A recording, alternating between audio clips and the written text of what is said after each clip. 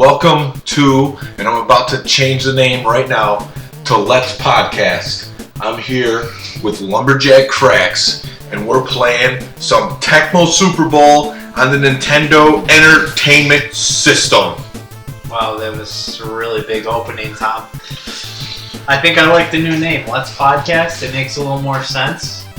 Yes, it was brought to my attention that this is more of a hybrid than a straight podcast because we're playing the game as we podcast and we do comment on the game. We try to focus more on the podcast aspect of it, but as you know, sometimes we make comments on the game too. Yeah. Oh. So here we are, second game of this podcast series, and what we're going to do is we're going to play a preseason game to highlight some of the skills of the players, and then we're going to break off into showing some menus and different things, player profiles, playbooks, and then we'll play and show some Super Bowl playoff stuff. Sounds great. All right, let's do it. So we're going to have to go into team data just to switch our playbooks. So what we're going to show for you is Miami Dolphins versus the Raiders. The reason we're showing you these two teams is because we want to show you the disparity and the skill set that certain players have in Tecmo Super Bowl. So I'm going to use the Dolphins, and the skill that I want to show you is Dan Marino's arm. Dan Marino's arm is really ridiculous in this game. It's fantastic. Yeah, not only does Dan Marino have a good arm so the ball moves fast across the screen, but he also has good pass control.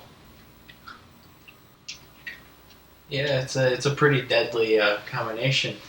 Good pass control and a fast arm. Dan Marino can just squeeze it in there real quick. Oh, he squeezes them in. Just another tip, too, if you're using the Dolphins, Jensen, the tight end on the bench, actually has better reception rating. But we'll get into some of the ratings later. And because we did simulate part of the season, their conditions showing excellent. So these ratings are a little bit enhanced from what it would show at average. All right, go ahead and choose your playbook, sir. One thing we should point out is that we are playing on the Japanese version of the game. And why are we doing that, Tom?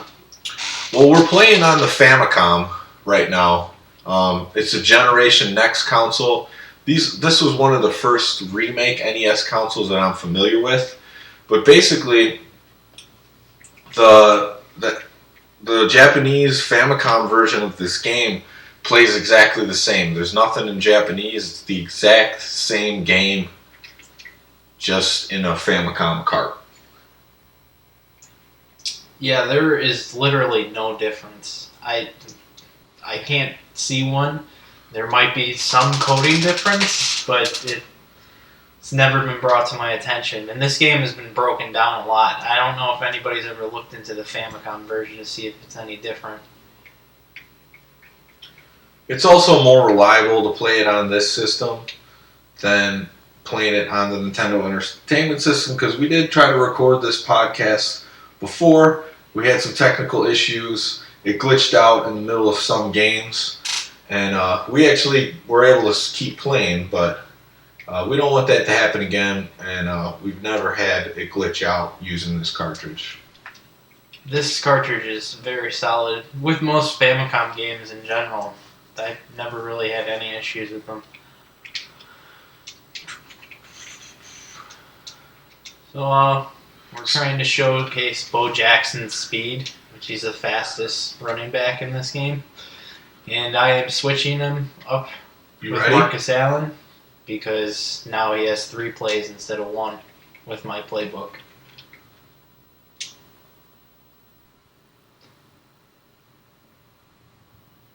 Dolphins versus Raiders. The beauty of this game is just the cutscenes and how it makes everything seem so important. Yeah, the cutscenes are a big thing in this game. Recently, there was an investigative article from Lou Ragus. I'm sorry if I'm pronouncing your name wrong. But he interviewed the developers of Tecmo, and they set out, from what the article says, to make the most enjoyable sports game experience possible. I think they nailed that. This game is probably the best out of any Tecmo sports game that they had made. Period. That's including all of the next generation stuff. Yeah, the big statement that I'm going to say about Tecmo Super Bowl and is that this was the most accurate simulation sports game for the sport at the time, and turned out being arguably the best arcade game for the sport of all time as well. No other sports game is going to be able to claim that. I don't think any other sports game has ever been arcade and simulation at the same time like this game has. Like, I would love to play through an entire season of like NBA Jam playing like a normal NBA schedule? Yeah, normal NBA season.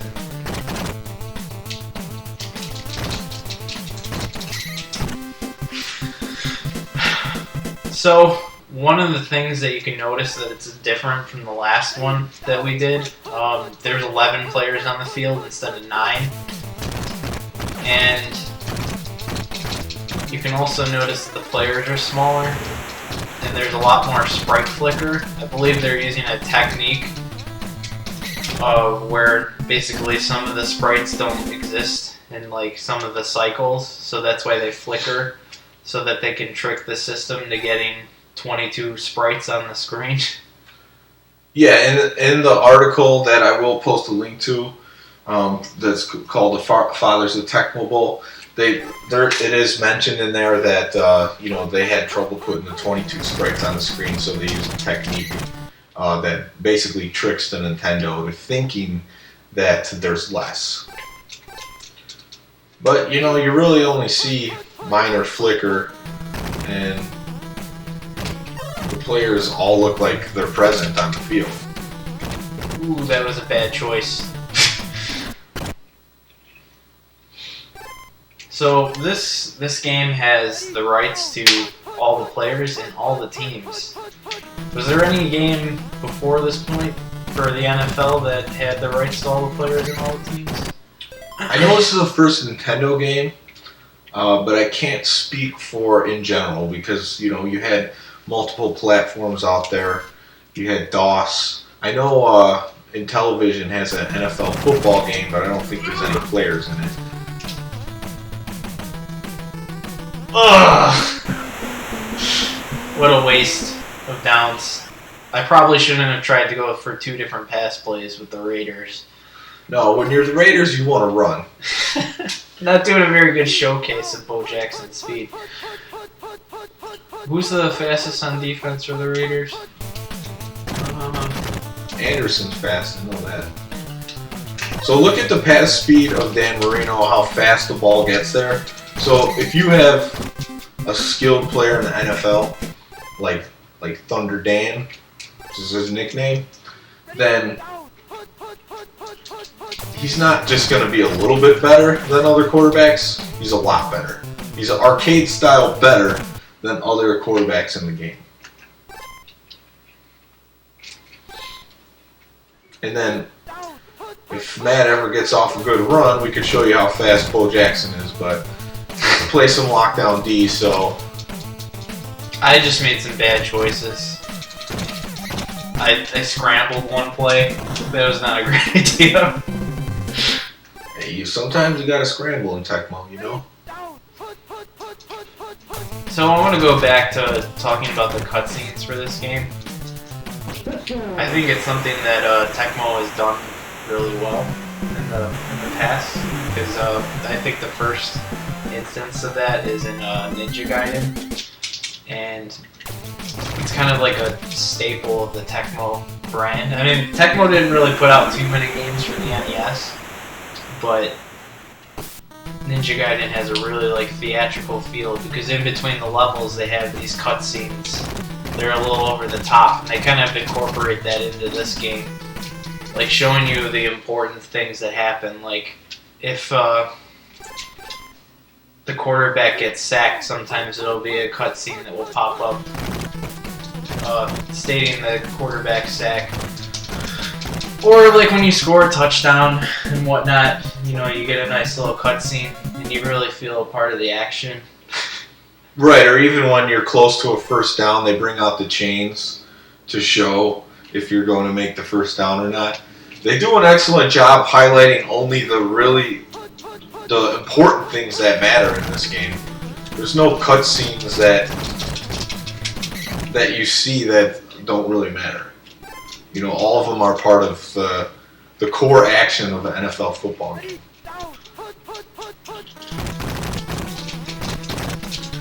Oh, that would have been a good one, but I ran straight into the line.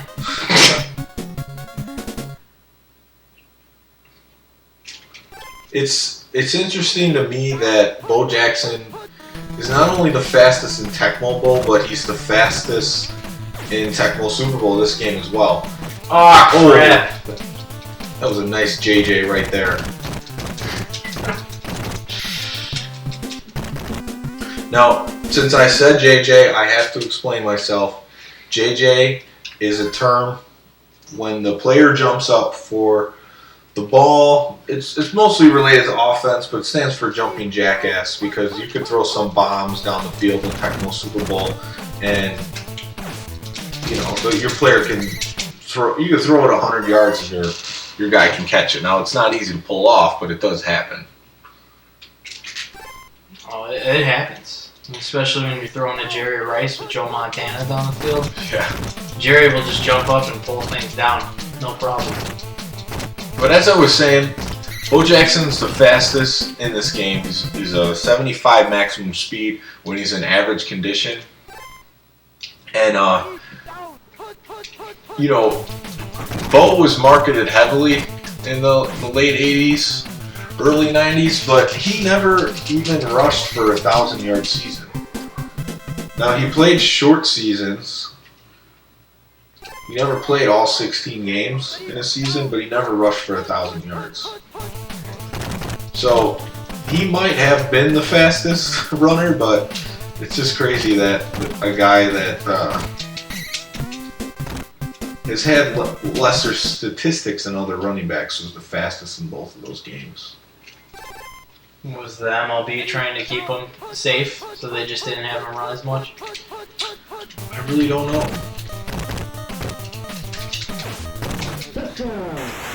Oh, Thunder throwing it right in there. Quick strike. Just little things like the voice sample of touchdown and then the big celebration. You know, they nailed that because a touchdown in an NFL football game, in a college football game, in a high school football game, it's a big celebration. Yeah. It's a big deal because you fight down the whole field. It's called the game of inches for a reason, and if you actually cross that goal line, it's a big deal. Here's another cool feature of the game. There's some fan service there. You get to see a nice little panning shot. There's actually two versions of the halftime show. I think that goes back to Tecmo just being really obsessed with their cutscenes and being able to do them really well. Yeah, those are some impressive graphics for the Nintendo. Yeah, definitely. Honestly, it looks like they put more effort into the halftime show ladies than they did to how the players look. I'm not saying that the players look bad when they go to cutscenes, but the ladies look more detailed than the players. Tecmo as a company in general has always really been into their ladies. I mean, if you go and play Dead or Alive, the fighting game, they're really into their ladies. And then they even have a volleyball game, Dead or Alive Extreme Beach Volleyball, where it's basically just showing off the ladies. Why do I keep passing with them? They're terrible. I don't know. I don't know what you're doing. Here, I'm gonna let you run a little bit. So as you can see, it looks like Bo's in bad condition. What condition Bo Jackson's in. So in Tecmo Super Bowl, the conditions really matter. Should start. The conditions matter. He's an average, so he's still at a 75 So he speed. should be blasting it, but he's not blasting it. He's not blasting it. And depending on if they're in bad condition, their ratings go down.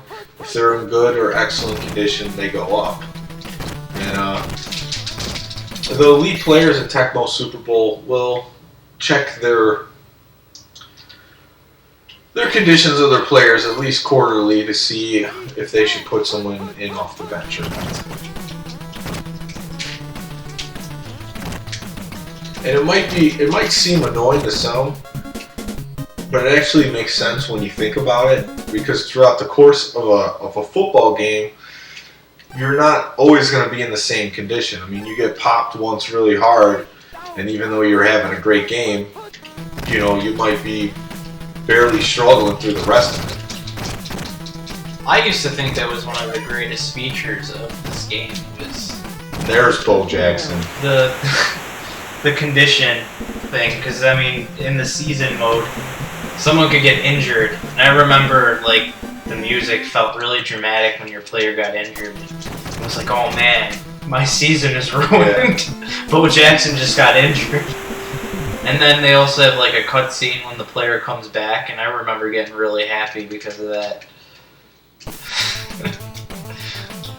Yeah, they did an excellent job with the music in this game, and when there's something dramatic happens, like an injury, you have some kind of like depressing music, and then at the beginning of a game, if your player's healthy, then he'll come running out of the hospital, and it's all happy music.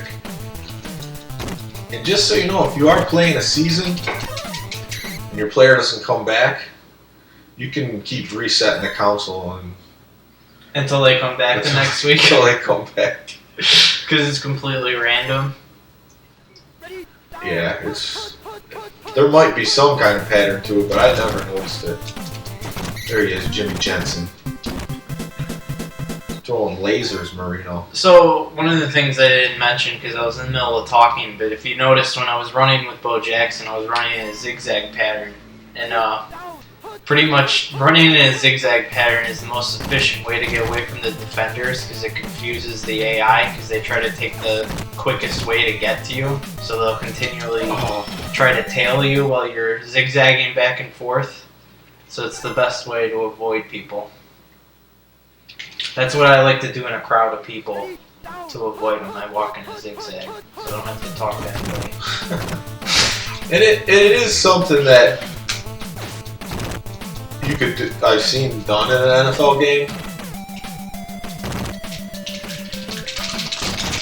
Oh man, I had to try to score that before the half. I have seen the half already happened. Oh, it's the fourth quarter. That's why I was throwing bombs. I forgot the halftime. That's what happens when you podcast and only half pay attention to the game.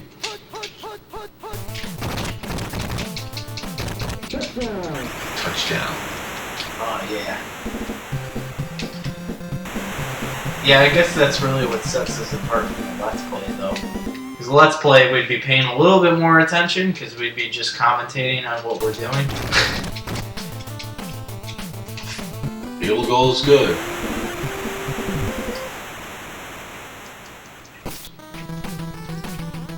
Another thing that I failed to mention when it happened the first time, because I was talking, was the difference between this game and the original. There's fumbling in this game. Also, another thing we didn't point out is it is not as easy to throw an interception. It's a lot more reasonable why it happens. In the first game, you pretty much threw an interception if the defender was in front of your receiver. I mean, it didn't happen every time, but it was a little ridiculous. Yeah, there's actually an attribute guide, and I will post a link to that in this video, that shows it's basically like the defender's interception rating versus the quarterback's pass control. And that gives you the percentage on why a pass would be intercepted. So if you notice, there is a major difference between me throwing the ball to a wide open receiver versus, or not wide open, but, you know. Just to a receiver? To a receiver versus you throwing to a receiver. My ball is a lot slower. My receivers just don't want to catch the ball because they're terrible. My quarterback's ball control is awful. Or pass control, not ball control. Really, I'm just not paying attention to what I'm doing here. That's the problem. Blasted in the Oh, why'd you see that coming? Is it because I only have one play that's going up the middle? No, I just blasted it. One of the other things I want to talk about the gameplay is the grapples or tussles that the players get into. Once you get into those, you have to tap A faster than your opponent to either break free from it if you have the ball or tackle the player. This is something unique created by the Tecmo Bowl series. And if you think about it, it does make sense. And you could also dive like it just did right there. But it also makes sense because, you know, the guys at the line, the D line, the O line, they basically just battle it out to see who can get in to sack the quarterback or get the ball carrier. Nice. And on offense, like if your guys, running backs, trying to break tackles, some guys aren't going to take them down right away. But in this game, if you hit, you know, the directional pad and B, you dive tackle at the ball carrier. Hold on, I gotta focus really hard to kick an onside.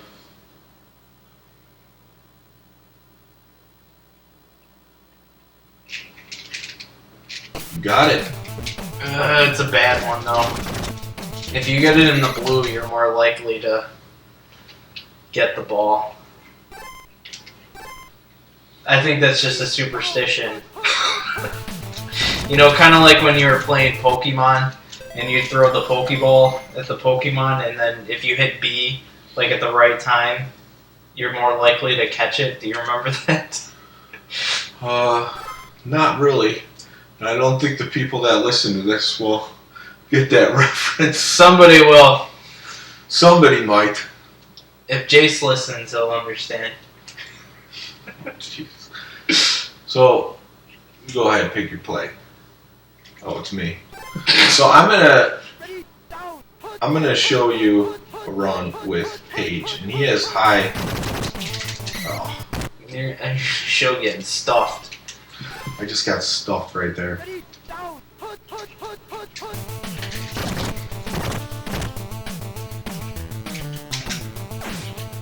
Let's go. Going for it. Come on, Dan.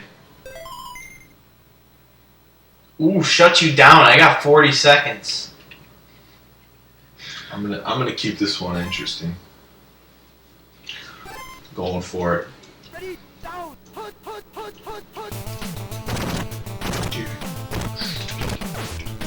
Yeah, it's gonna Too be a easy. 4th down conversion. It's always good. It's always a good thing to get out of bounds in this game. Not that fumbles happen a ton, but if you want to avoid fumbles, I suggest getting out of bounds. Well, Tecmo Look at that time. laser by Thunder. Tecmo time is very different than real time. Yeah. I think the pacing of the time in this game is perfect for a play session. Yeah. Tecmo seconds move faster than real people seconds. I think you stated it before as unintentionally the perfect amount of time. Yeah, the games last about 20 minutes, give or take.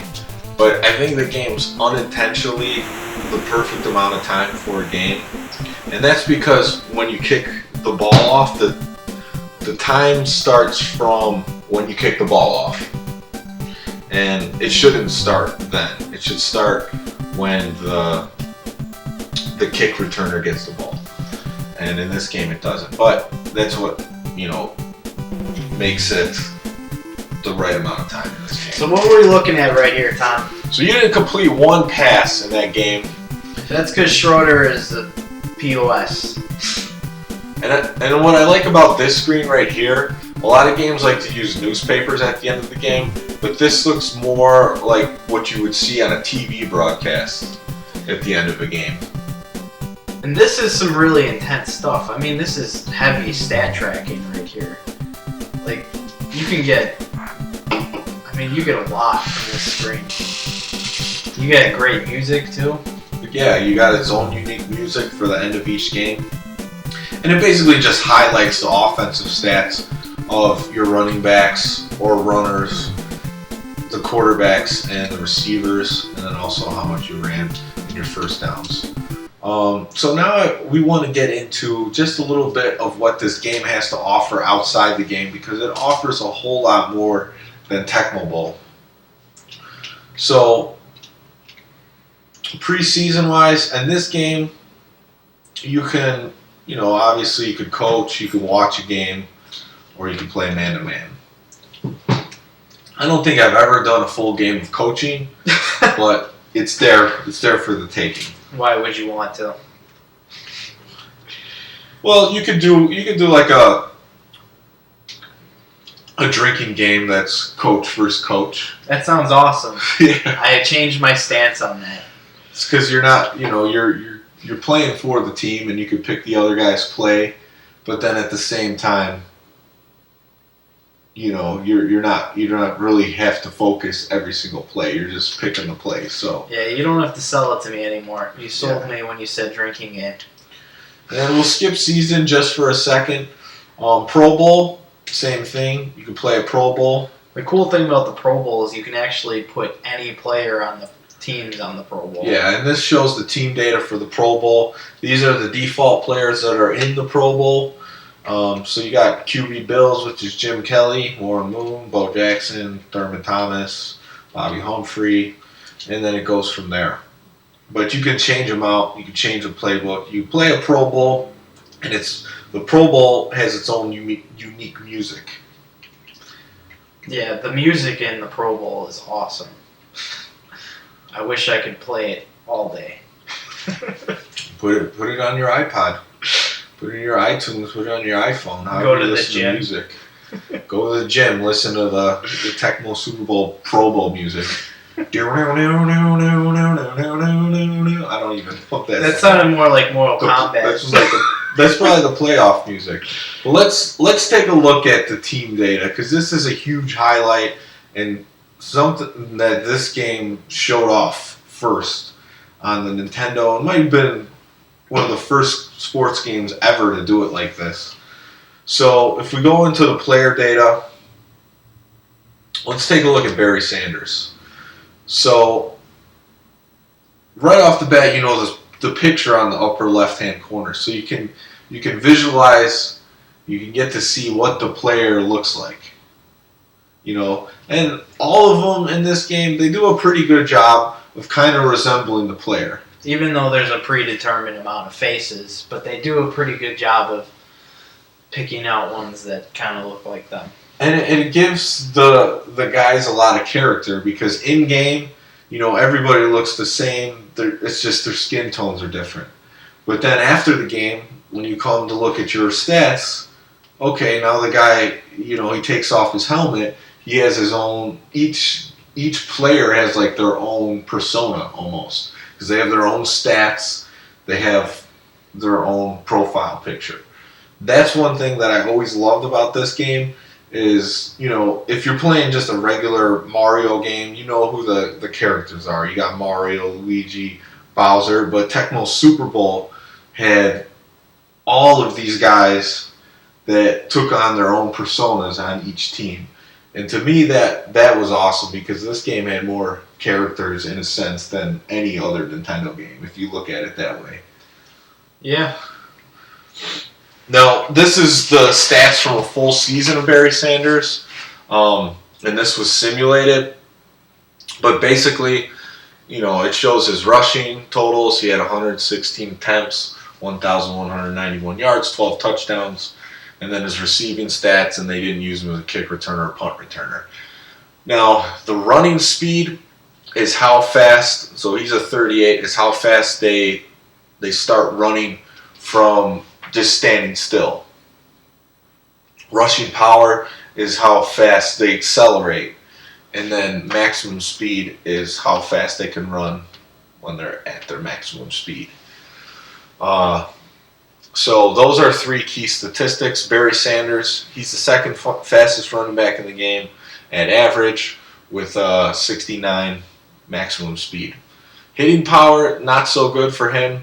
But the interesting thing about hitting power is if you have at least 50 more hitting power than the defender you go up against, you'll do something what's called a popcorn. You'll just knock off the defender without getting into a grapple or tussle with them, and they just go flying across the screen. You'll see that happen with Christian Okoye. Christian Okoye on the Chiefs can do this. Craig Hayward on the Saints. Brad Muster on the Bears. Tony Page was just on the Dolphins. You saw one. I did one of them in that game. These guys have high hit power, 88 plus. So any little crappy defender that tries to tackle them, they're at risk of being popcorned. Now, ball control, 69 for Barry Sanders. This has to do with the percentage of how many times they're going to fumble the ball. And then receptions is how... Their catching rating. Their catching rating, basically. So that breaks down an offensive player, Barry Sanders. Let's take a quick look. Let's go into another team really fast. We only want to look at good players. Let's look at Joe Montana. Joe Montana is in bad condition. So he had a rough season. He's in bad condition right now. So the ratings are going to be a little bit less than he normally is, but he's still pretty good even without it. So he has the normal running speed, rushing power, maximum speed that the running backs do, hitting power, but he also has his 4 quarterback ratings. Now, passing speed, you just saw with Dan Marino. Dan Marino throws the ball fast. Joe Montana, he's above average passing speed as well. Right now it's only at 50, but usually it's higher than that.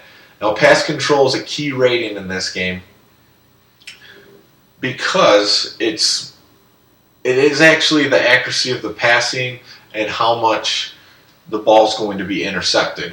So now I say it's the accuracy of the passing. That rating in this game, people who've hacked the ROM, they figured out that actually doesn't do anything.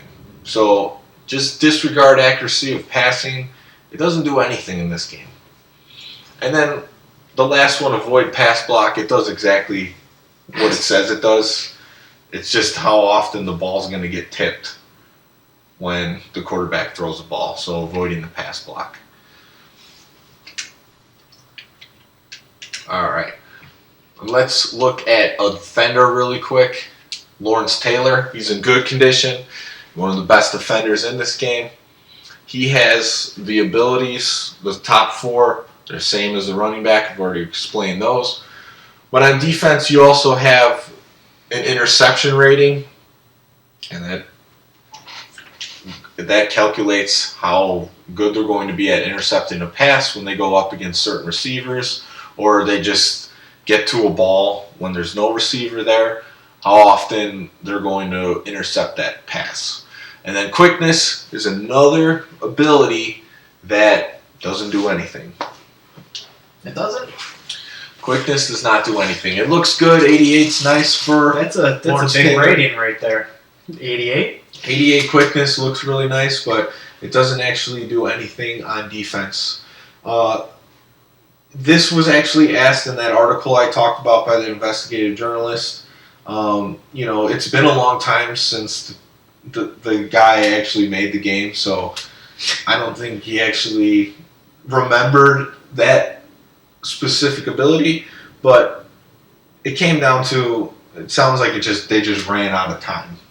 So certain things didn't get programmed, which they also found, ROM hackers found that there was penalties that may have been included in the game that they must have run out of time for, because there's some screenshots of, there's like a sound that's used and a screenshot of like the yellow flag, which is not. It's not complete. It's not a complete cutscene, but it was found in the data on the cartridge. Gratefully, that is not in this game because it would have ruined the pacing, and that is the downfall of Tecmo Basketball. That game has a lot of fouls and a lot of going out of bounds and having these cutscenes that stop play. Yeah, and it's not to their fault that that's kind of how basketball is. There is stoppages in play like that. Tecmo moves fast because it doesn't take you long to pick a play because there's only 8 plays. You don't have to pick a play on defense. The defense always is in a 3-4 defense, and you just try to guess the other play to see if you're going to blitz. Offensively, you only have 8 plays, so it moves quick. It moves really quick into the next play. So let's just take a look really quick at a kicker.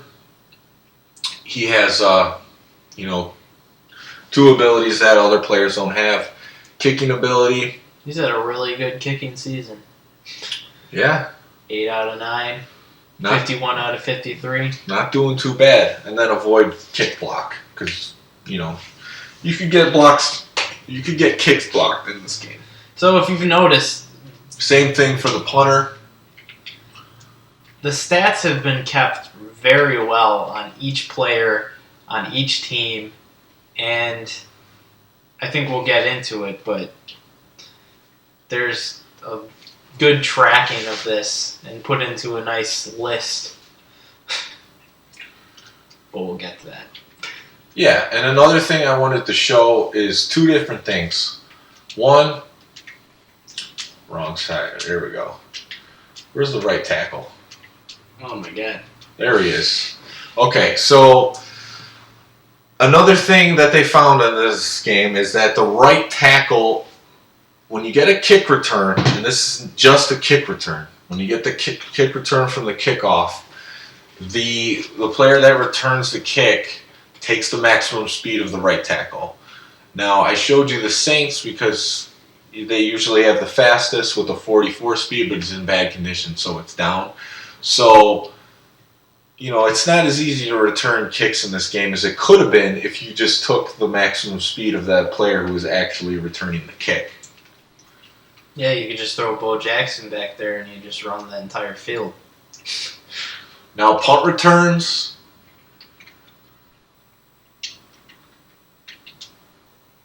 They take the maximum. The player, whoever's back there, takes the maximum speed of the strong safety. So David Fulcher is in good condition. He's usually a 69 overall maximum speed, but right now he's 75 because he's in good condition. He would be with Icky Woods because Icky Woods has high hitting power at 88. That would be one of your best kick returners. Put Icky Woods at punt return. He'll take David Fulcher's speed, and then he'll also have good hitting power. Now let's get into the playbook real quick. And I need another beer, so Lumberjack, take it over for a moment.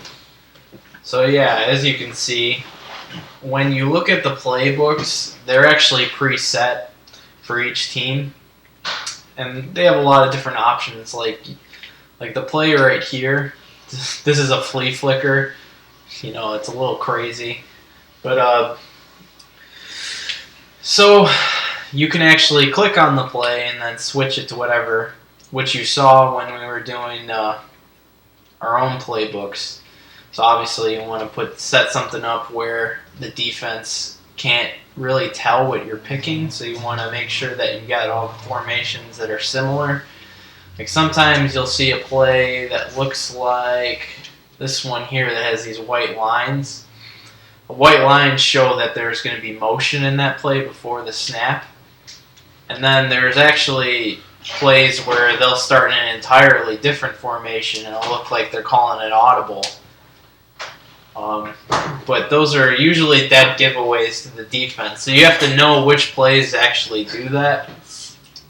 But there's a lot of different options. I mean, it's completely different from the original Tecmo Bowl, where you have 4 plays. They're all predetermined. there's only 2 teams that have 3 passing plays instead of having 2 and 2. But now you get 4 of each, and you can change it to whatever you want it to be. So if you don't like a certain playbook for some teams, you can change it. Which team is the one that has the motion play by default? The Washington Redskins have a motion playbook by default. Take a look at them really quick.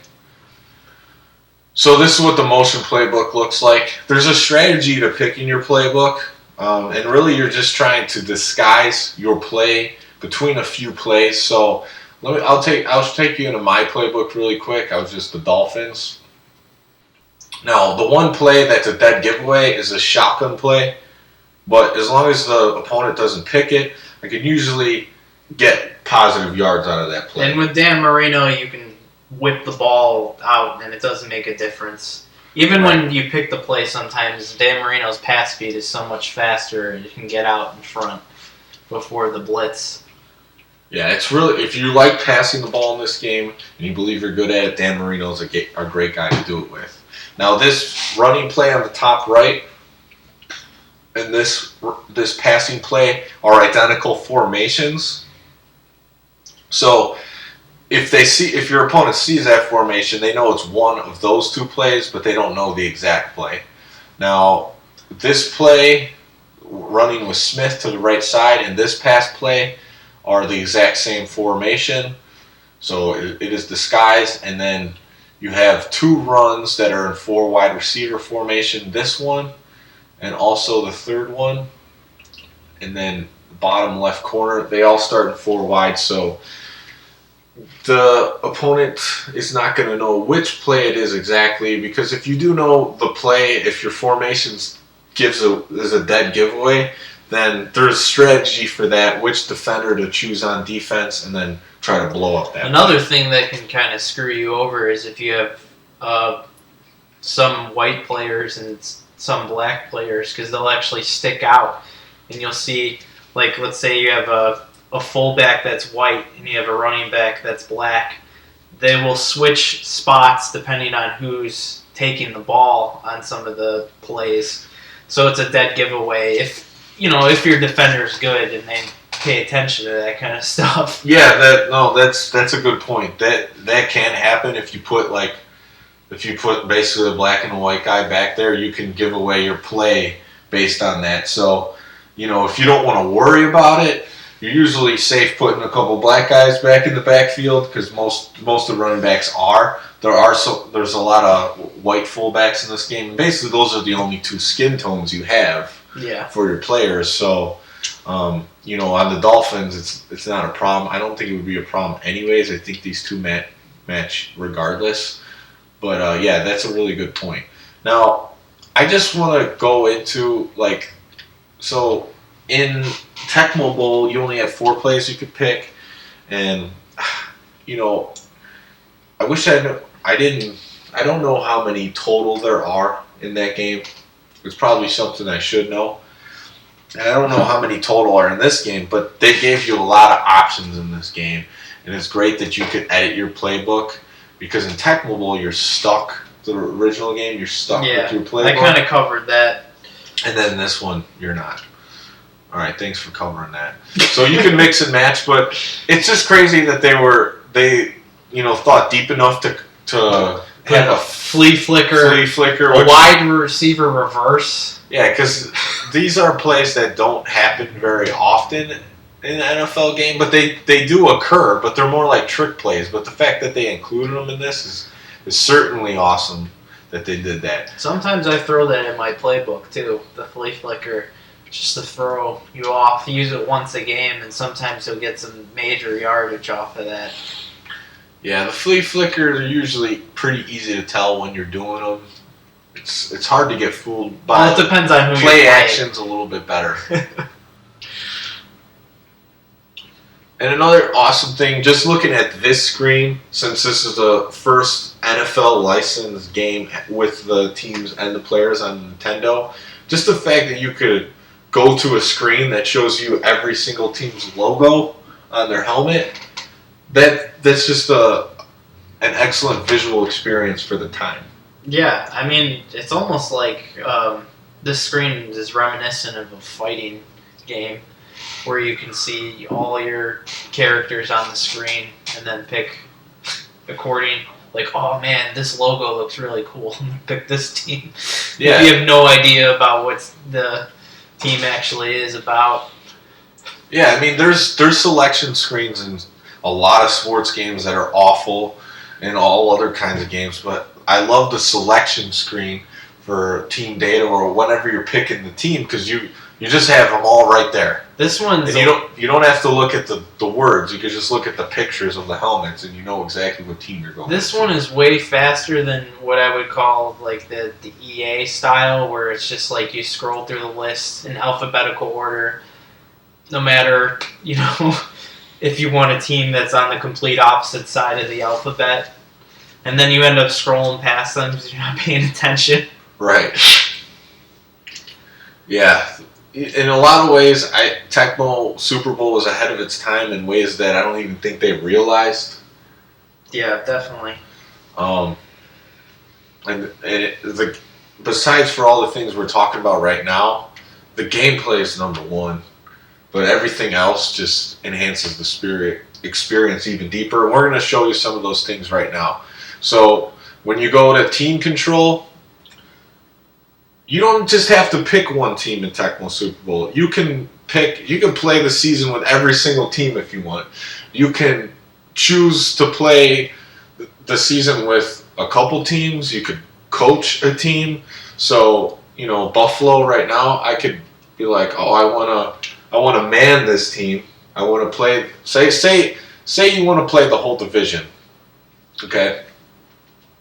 So the Colts, you could be like, oh, my friend wants to use the Colts. Yeah, right. But yeah, in this game.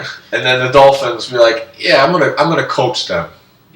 I feel like drinking a few beers. You can even set them up to be a computer. So that you are forced to watch them. Yeah, and then if you just want to watch, if you're like, man, this is just a great experience. I love watching the NFL, and there's no games on right now. I don't have cable TV. I didn't tape any games. I'm just going to watch a Tecmo game. So you could watch a season of a whole team. It's all those options. options. I'm a kid, and I have nothing better to do anyway. I might as well watch a game. And that's something that I've never used it, but for even just now these days, like video editing purposes, you could just record a game, just put them, without even hitting a button. You just put the computer against the computer. But all these options, not only can you use all the teams, but you have different options of what you can do with the teams. You can watch them, coach them, or play them. All right, make sure you switch those to skip because we're going to be playing a playoff game. And then on skip, obviously just skips over that team so you don't play them. Now, right now, we simulated because we want to show you a few things, but they show you bracket style the playoffs. Again, another excellent feature. You don't just go straight into the game. It shows you the helmets. It shows you the scores. You can go left to right and see how the playoffs are turning out. Just a great screen to look at. Yeah, normally this would show like the divisions broken down and then, their win-loss record for that year. So now I'm just showing you. So this was the actual NFL season for 1991. 17 weeks. Each team has one bye. And it's, their actual schedule. And it even has the date in there. I never noticed that before. Oh, yeah, December 22nd. So this is the actual NFL schedule done before Christmas. That doesn't happen anymore. All right, so now this is attention to detail. Tecmo Bowl, the original. You're just basically playing all the teams. Pretty much arcade tower style. Yeah, arcade tower style. Not Tecmo Super Bowl. You get to play through the whole season and look what your team's record is, points for, points against. if you look at the Dolphins with that star next to them on the top, Miami Dolphins, it shows that they clinched the division. Underneath that little circle thing next to the Buffalo Bills, that shows that they made wild card. You also get a cutscene whenever you clinch the division. Yes, that is another attention to detail. So when you just clinch the division in regular season, it's a feat. You know, you see a cutscene with your big fat coach and all the players around him, and you actually see a cutscene in between, you know, just winning the game. So even if you have a season where you just, you know, and I'm thinking like back in the day playing this as a kid, like even if I didn't win the Super Bowl that season, I'm like, oh, I saw the cutscene of my big fat coach and we won the division, you know, that was cool to see. I always liked using the Falcons because they had Deion Sanders on defense and he was just super fast. And then they had Andre Rison on offense. You can get away with playing the computer with the Falcons, but not so easy when you're playing better players with them. But they still have some talented guys. Let's go into the next team rankings. So NFL, you can see the whole NFL or just each conference. And what this shows you is your total yards, your total passing yards, your total rushing yards. And depending on which one you're highlighting, switches very quickly and shows you the ranking of each team. Very impressive. You just go super fast and see how the helmets change. Just imagine doing this on Madden. You probably have to load in between each. I know. You do this in Madden 16, it would probably have to load. Got to connect to the internet. Got to connect. I'm unsure you're offline. Got to get an update. Not in Tecmo. Just scroll right over. Same thing on defense. Shows you how many yards you gave up. Passing wise, rushing. Very cool. And then, not only that, you get individual statistics of 8 different categories. So, passing has the most to offer. Warren Moon. Ooh, man. This season, Warren Moon had the best rating. It has, the completions, attempt, completion percentage, the yardage, the average yards, total touchdown passes, interceptions. And then you even have the interception rating, which isn't showed on the main screen. So you have the most there, and then like you go on receiving, you have how many receptions, yards, average, touchdown. So you could see each statistical category for offense, defense, even punting, which no one cares about really, but you can go look at it. How far has Mike Punter punted the ball this year? So, yeah, just the detail of this is excellent. This is what keeps you coming back to play seasons. Because you try to get as many yards as you can with Barry Sanders. You try to bust out a 4,000 yard rushing season. It kind of brings in that arcade leaderboard style of playing a game. Except you're trying to play against yourself in your previous seasons. I think you have done that in the past a lot. Just trying to be on the top of one of these lists. Yeah, and it's even better when you're playing a season with someone else because then you're comparing your players' stats against theirs. And then we've already been in team data. The team data on the season is the exact same thing as being on the team data on the left side of the screen. And then you could go into your team and edit them. So, that being said, we want to play another game for you guys. We're going to play it. First of all, we're going to show you the cutscenes that they offer for the AFC and NFC Championship. Then we're going to play the Super Bowl and show you the not only the music of the playoffs, but the special halftime show for the Super Bowl and your grand finale, your ending, I would call it even video, your ending video for winning the Super Bowl. Yeah. Are you ready. AFC Championship. Buffalo Bills, Denver Broncos. I'm... Oh, Denver pulls it off against the Bills. It looks like you're going to be the Broncos. Because I don't see the Niners losing, and I'm picking the Niners. That's who you're going with? So we just skipped this, and it's still giving us all the stats. So it just simulates all that. Yeah, this is an NES game simulating everything. And regularly it doesn't show you each game, but during the playoffs it does. It just usually skips it in the regular season.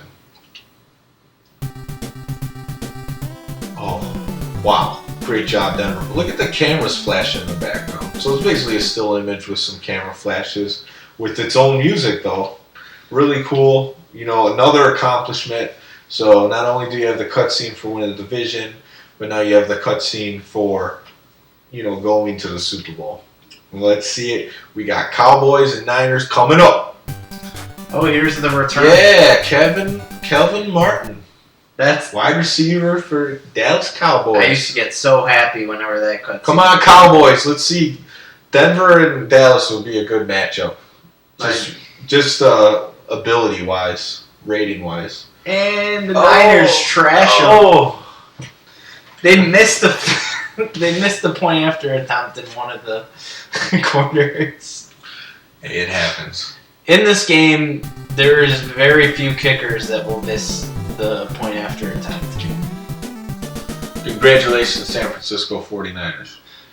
Alright, so let's pick our teams. Alright, so we're about to play the Super Bowl. I'm going to be the Broncos. Matt's going with the 49ers. We're going to do our playbooks real quick. It's very important to do your playbook. Very important. I think I'm going to probably put the flea flicker in there just to show you how great the flea flicker is. Hey, if you think you'll pull off the flea flicker, more power to you. I'll think about it. If I can make it fit in my playbook, it'll happen. But I don't know. The Niners, it might not be a good idea. Well, while I'm picking this playbook that I've already shown you, another great place for anyone interested in this game still is tecmobowl.org. I'll post a link to it. There's forums on live tournaments that still go on and all sorts of Tecmo topics, and then even playing Tecmo Online, which you have TPC. Tecmo TPC is one of the places. I'll post a link to that as well. You still have a community playing on there, but tecmobowl.org is a good thing for everything Tecmo.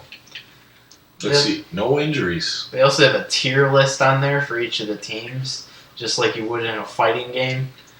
People take this game really seriously. I don't know if there's a NES game that still has a community this large. Probably the only other game would be RBI Baseball, maybe? RBI Baseball has its own community as well. They can't pull off the tournaments in numbers like Tecmo Super Bowl can. But yeah, they do have their own scene, RBI Baseball. And yeah, I don't know if there's any other type of game that does. I mean, obviously Super Mario has a huge following, but I don't think there's get-togethers to play Super Mario Brothers.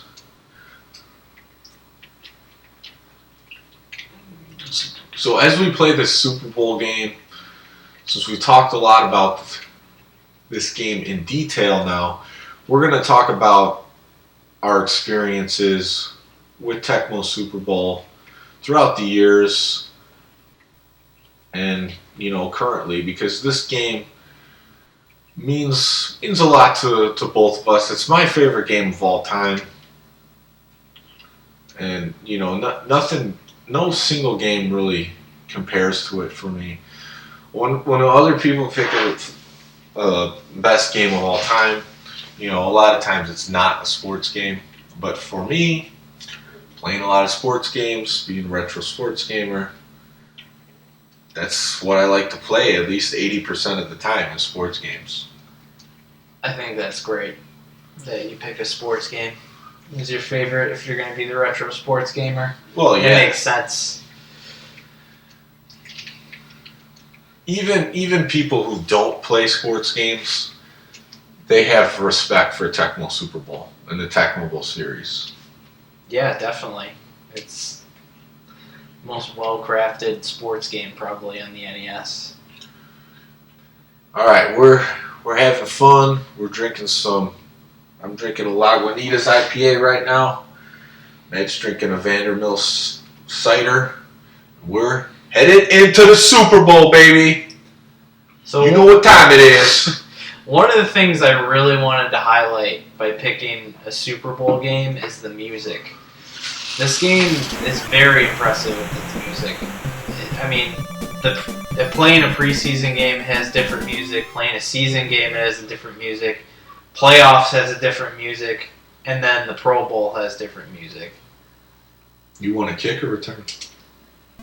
I was just trying to get my thought out. I Relax. was about to skip it. Oh. For some reason, you can skip. Yeah, they could have easily. You're right though. They could have easily just used the same music during each game, but they chose to change the music depending on the situation. This is the big time, so you're getting the playoff music. Oh, fumble! That's pretty scary for Denver right off the bat. That's not what you want to see at the beginning of the Super Bowl. So Tecmo Super Bowl, what has this meant to me throughout the years? So let me just go back to the first time I seen it. Most of the things I saw first were by my cousin's house, the Cunninghams. And I referred to them earlier, one of them earlier in the podcast, Jace. But yeah, I would Ryan and Chris would show me their Nintendo and their Nintendo games, and I didn't have one at the time. But this is one of the games that I put in, and I didn't know much about football at the time, but there was just something visually that attracted me to this game. And to be honest, the hardest thing for me to do was pick the plays in between. I wasn't good at like pressing the D-pad button and another button at the same time. I used to have that problem all the time. So then once I finally got that down, it was pretty straightforward that I was controlling the guy who had the big flashing number on their head. And I was just attracted to the game without even really liking football yet. I was probably 5 to 6 years old when I seen this game first. And the love for it started there. Now, from there, the next time that I experienced the game, I had friends down the block, Joe and Bob, and when you're a kid and you got these systems like Nintendo, you want to show them to your friends. So Joe always asks his dad, Bill, if we can come and play some Nintendo because they had some good games. But most of the time they forced us outside, and I appreciate them for that. But the reason being that I found out that we couldn't go inside and play Nintendo most of the time is because Bill had a season going on at Tecmo Super Bowl, and he didn't want to lose the season. So he had to leave it in the system. Now, of course, you could save it, and it was, from what I know, it was pretty accurate on saving because the game had a battery in it to save it. But, if you definitely don't want the season to erase, the best thing to do is just leave the game in the system. And I remember being yelled at you for taking Tecmo out of the system before, because even if the season didn't get deleted, you'd freak out. You're like, I had a season going. Why are you playing Mario? That's one thing you gotta ask, before you take a Tecmo Super Bowl. If you open up the lid of your Nintendo and you see that Tecmo Super Bowl in there, you better ask if you could take that out of the system. I'm sure I got punched quite a few times over that. And it was well deserved. I hate to say it. Oh no. Oh yeah. So I'm gonna have to go for a field goal. Before you get a little too far away from our cousins, our uncle used to stay up late at night playing season games, just playing one more game. Well, yeah, the story, the legend, is that our Uncle Jim, Uncle JC, one heroic night played Tecmo Super Bowl into the wee hours of the morning in his undies because he was just addicted to the game. And yeah, the reason that's important is because every year we play a Tecmo Super Bowl tournament on Christmas Eve. We've been doing it 10 years now. Joe Montana and Jerry Rice, no problem. Double coverage, no problem. Well, that was pretty easy. So 85 yards, no problem. 85 big ones. First play. I really squandered an opportunity to score a touchdown. I was talking too much. So yeah, 10 years we ran it. I've won it 9 years out of the 10. My cousin Sean's pretty good. He's been in the championship, I want to say 8 of the times. He's won it once. Asterisk on that one. Asterisks on that one because they actually Conspired, so he got the Giants. Because what we do, and they actually recorded it one year, the tournament, so I could post links to that as well in this video. Oh wow, a lot of links. Bad links. But I'll let the lower seeds, because we make the seeds every year, pick their team first. So like the 12 seed will get like the 49ers or the Giants. That's who they pick. And then the higher seed gets the last pick. So the one year, they all passed up the Giants, so Sean could get them at the 2 seed. And that's the year he won, because I had the Rams, and I'm good with the Rams, but they were just too much for me. I couldn't handle them, and he did beat me that year. But anyways, it's a blast every Christmas Eve. They look forward to it. There was one year where I didn't have enthusiasm for it, and they stepped up and ran the tournament. Oh, big JJ right there. When did I turn over the ball? I don't know. I just threw you like you're nothing right there. I just realized. Touchdown Denver. Oh, okay. I fumbled when I ran. That's what happened. Long live John Elway and Peyton Manning, 2 great quarterback legends.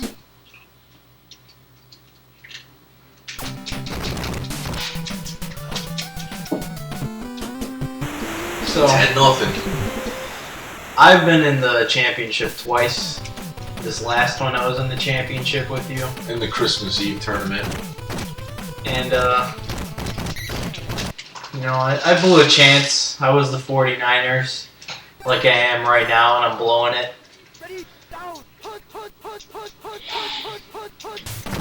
Yeah, you blew it this year. Sean didn't show up because he got sick, and you were the Niners. Oh, no. And you ran bootleg 3 straight plays, and I picked it every time. And that's what you get.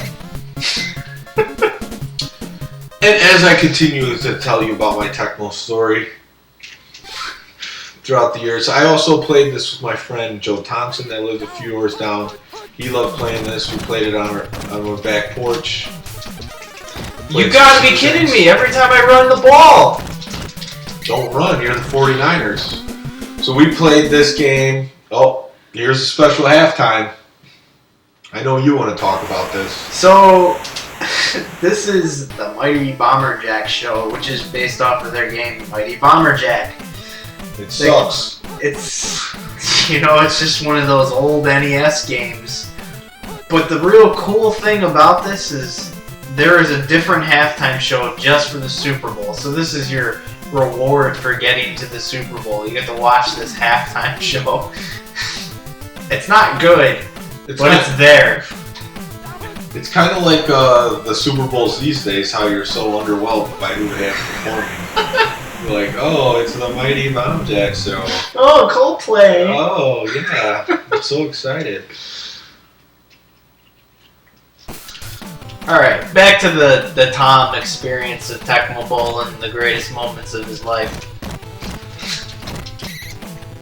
Exactly. So, I also, so I played this And then, from then on, I always introduced this to all my friends as one of my favorite games. Introduced this game to a lot of people. Had fun playing it with my cousins, Ryan, Chris, Sean. Played it with them. And then, I started missing Tecmo a little bit, and I thought I was really good at it because I was beating all the locals. I was better than everyone. So I started playing this game online. Nice. Finally. Started playing this game online. TPC was the first experience playing online. Tecmo Player Circuit. That's right. And had a good time playing on there once you figure out exchange IP addresses. At the time I started playing, people were still using Nesticle, which is an NES emulator. And then they started using Nestopia once they figured, stabilized it because it ran smoother. There was a lot of lag on Nesticle playing online. It was just awesome that you can do that. And then the creator, TPC, is a database where you basically save the stat screen and then you upload it on their website, and then it gives very detailed stats of the game, your opponents that you've played. And it just was a great site, and you used AOL Instant Messenger to contact other players to play them. And I was addicted to it for about a year, and it was that experience that actually got me to a level where I consider myself a better player. Around this time, a real good player. Around this time, you were in college, and then you started getting your other friends into this game, like Joey Ventures or Joey Backlund. We'd go over to their house, and we'd have a season going. Yeah. Or we'd have Vench come over, and we'd run seasons, the three of us. Yeah, so, naturally, what was the next step from playing online? Got all these online games in. At first, I'm getting crushed. I find out my passing game is atrocious. So all I have is, a running game and a decent defense. And then I start getting good at the game. So the next step is the Tecmo Madison tournament. So I played this game online for probably a year and a half before I played in my first live tournament. And I think it was Tecmo 6. Now, heading into Tecmo 6, I worked myself up to the number one power rankings on TPC headed into that tournament. So the day of the tournament, I was actually number one. Just in case you're wondering, my tag name's All-American 1569. And so I felt very confident going into that tournament. And I know, people hear untold stories about the Madison tournament all the time because there's so many people that play in it. This last year, Tecmo 12 ran over the 256-man tournament. The time I played in it, I think it was about 144, I want to say. But I did. So at the tournament, I played in the round robin, went 2-1, made the top cut for the 32-man tournament, I believe it was, and won the first round there. And I really did at the time. I felt like I was an elite Tecmo player, and my skills were honed at that time because I was playing online all the time. I ended up going up against, in the second round of that tournament, player named Mort that everyone knows in the Tecmo community, and I had a great game with him. I was up about 10 points. We went into overtime, and ultimately I ended up losing that game, but it was a heartbreaker for me. He ended up winning that tournament. I don't remember the details of the game, but all I could say is his out tapping ability during grapples and tussles is really what put him over the edge in that. I was not ready for a player of that ability tapping in a live tournament.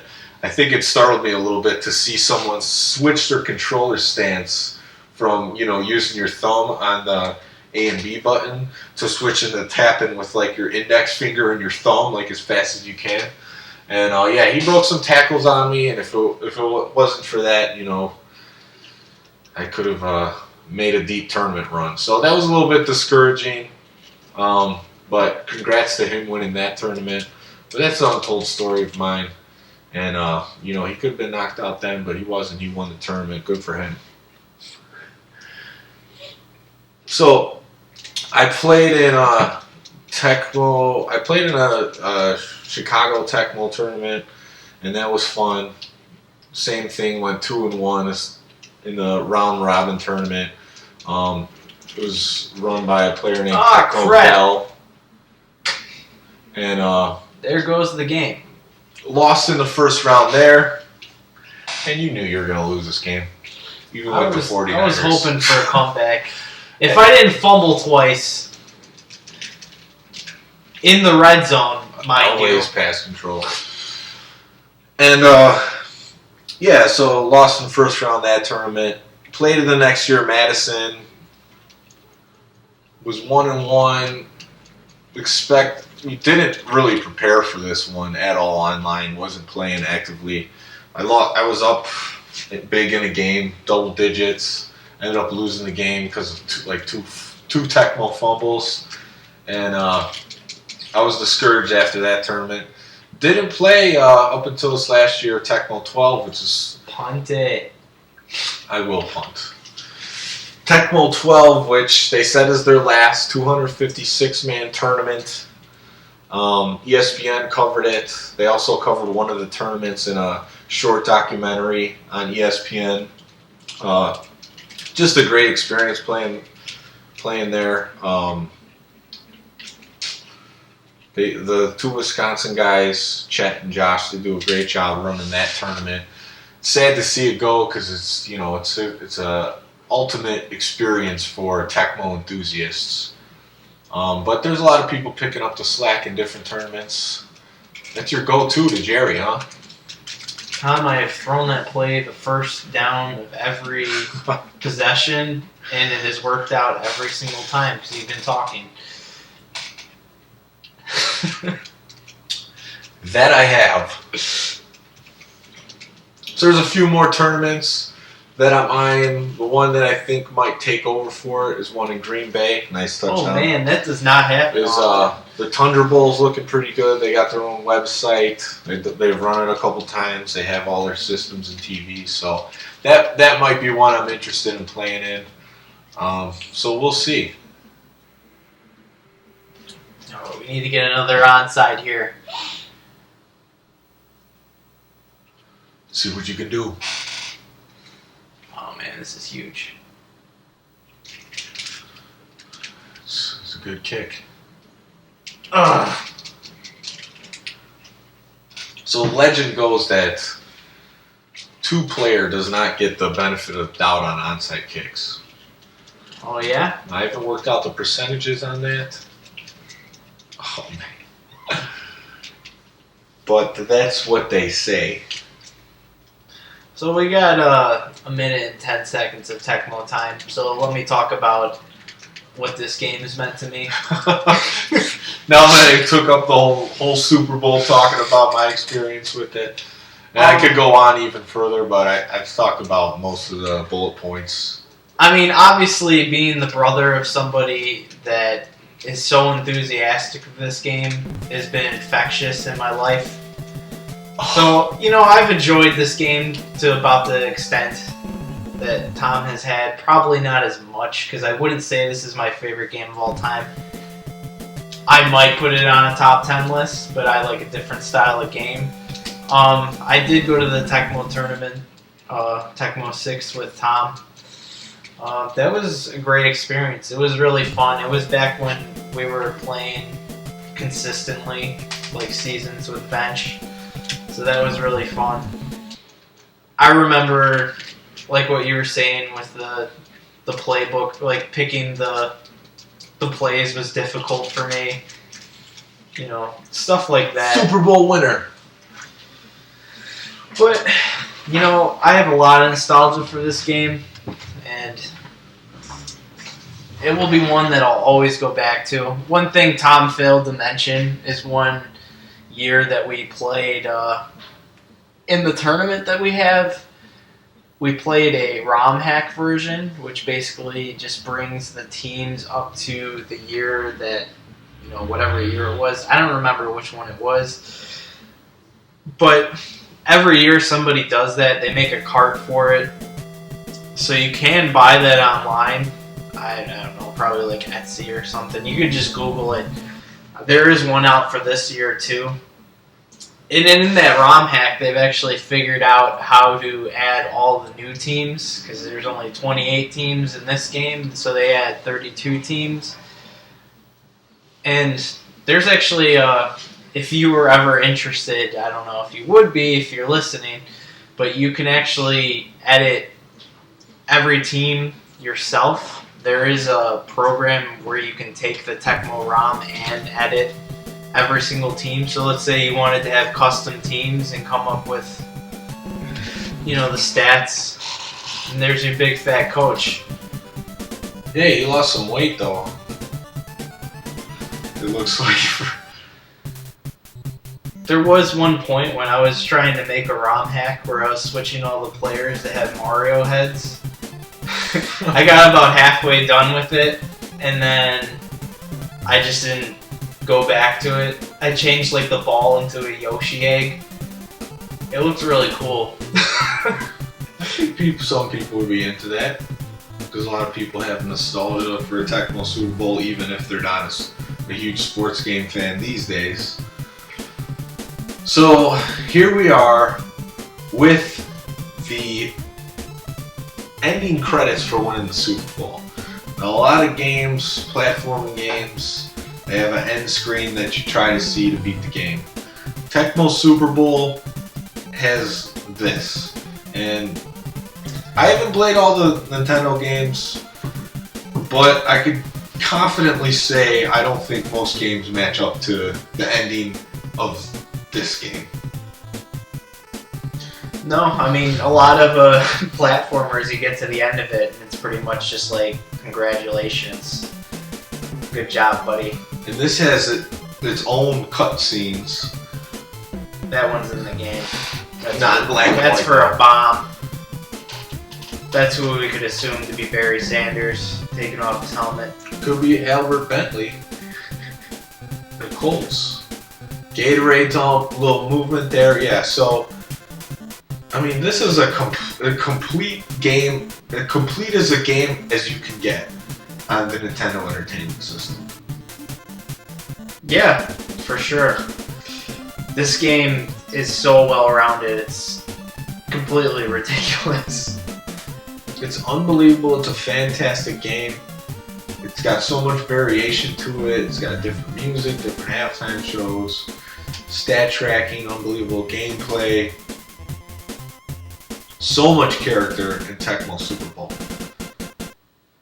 I mean, if you did not rate this a 10, if you were reviewing this back in the day, shame on you. Yeah. Like, what were you expecting? You're reviewing it now. Yeah, if you were reviewing it now, in retrospect, this is a perfect sports game.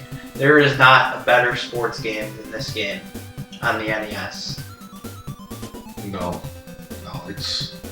I can say it's not even arguable.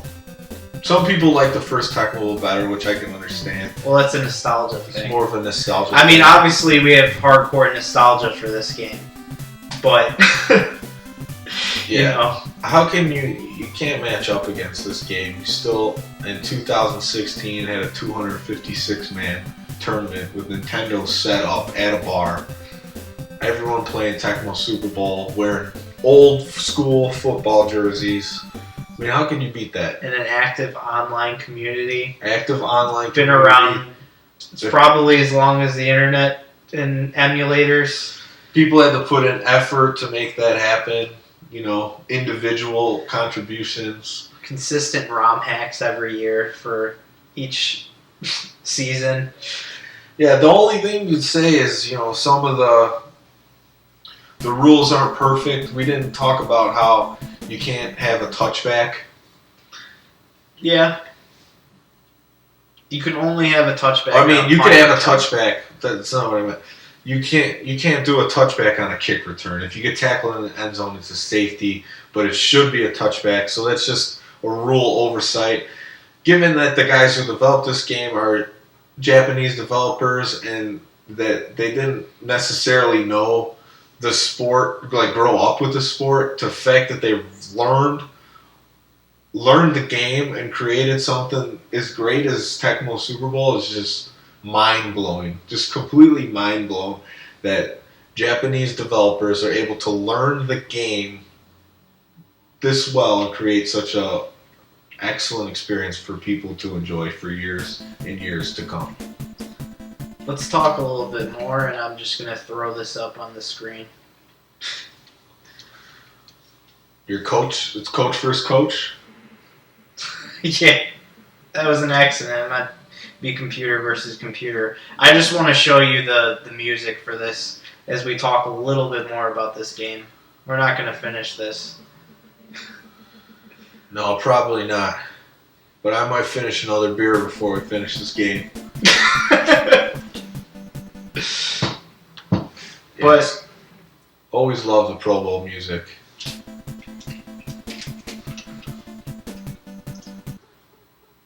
yeah, this being made by a Japanese developer and just capturing the sport so well and just having extremely fun gameplay. There's not much else you can be said about that.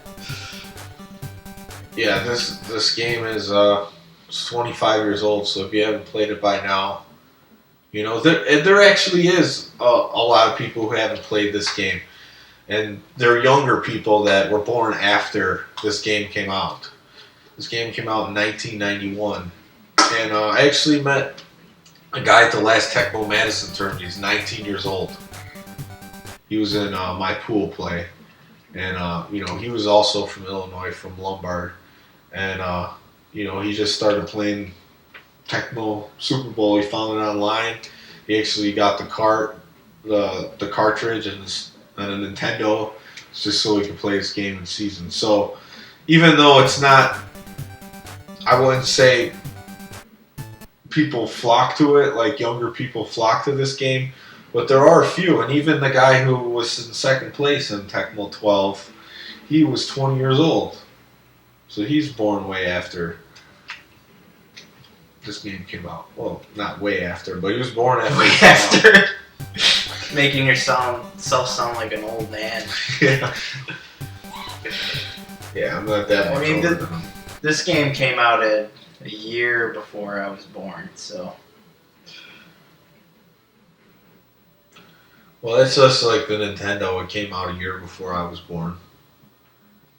Yeah. 1985, I was born in 86. Didn't get it for a while. Didn't get it till it was a hand-me-down from my Uncle Paul. One little tidbit that I think that you should cover about your experience with this game that you covered in the last one, that, you know, it's probably the only thing you didn't cover is your experience with the Funko Land thing. Oh, yeah. Yes, I do want to share that story. So,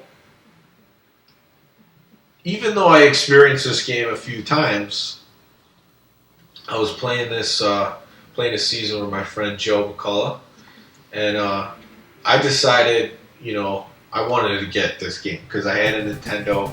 I didn't have a Tecmo Bowl, so I picked up the Funkoland newspaper, and hopefully you know what I'm talking about, because Funkoland is what preceded GameStop and EB Games, and they had these newspapers that showed all the used games and what the cost of them were. So in the newspaper, it said under the Nintendo section, Tecmo Bowl and Tecmo Bowl 2.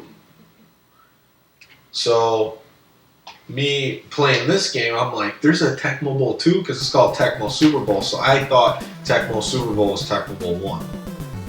So you got to realize I'm a young kid, never played the original Tecmo Bowl. I didn't even know it existed because this is the first one I played. And since it wasn't called Tecmo Bowl 2, I sent my mom there to go get the game when I was at school. I gave her the money I had in like a metal tin or something. Probably a little piggy bank. Yeah, so I was expecting a different game than this. But I came home that day all excited. I'm like, I'm going to get to play Tecmo Bowl 2. It's going to be awesome. And I came home and it was Tecmo Super Bowl. And I was like, this isn't the game that I wanted. And then, you would think as a kid you'd be like kind of pissed. But I was like, she's like, well, if you don't want it, I could, take it back. And I was like, no, forget it. Give me the game. Put it in. Like, this game's awesome. Screw it. It doesn't matter. I don't care if there's a Tecmo Bowl 2. Like, this one's good as is. So, Funkoland, you really should have put the right title of the game. Yeah. It's really misleading for a child. It's really misleading, but overall, I got what I wanted out of it. I still own that cartridge. Someone put their last name on it. But that's okay. That's how important Tecmo was. You would write your name on it. Yeah, you gotta claim that. You gotta claim that cartridge. Well, I think with that little anecdote, it's probably a good point to stop this, So yeah, we played a few games. We talked most about what we know about Tecmo Super Bowl and our experiences with it. Probably stuff we missed. I mean, this game has so much to offer. It's hard to cover everything. There's a lot known about this game because people care about this game a lot. So, I mean, people break this down to micro levels that is just ridiculous. Yeah, so, there's a lot to know about Tecmo Super Bowl. People love this game. We love this game. And we thought, we should give you a podcast of the whole series, and that's what we're doing. So we will be back with either a Tecmo Super Bowl on the Super Nintendo or Genesis next, and we'll keep playing all the Tecmo Bowls from there. So thank you so much for listening, and we will be back soon with another Let's Podcast. This is Retro Sports Gamer signing off, and I'm Matt. He's Matt, and he's signing off this thing too. So I will see you all. You'll hear me later. Peace.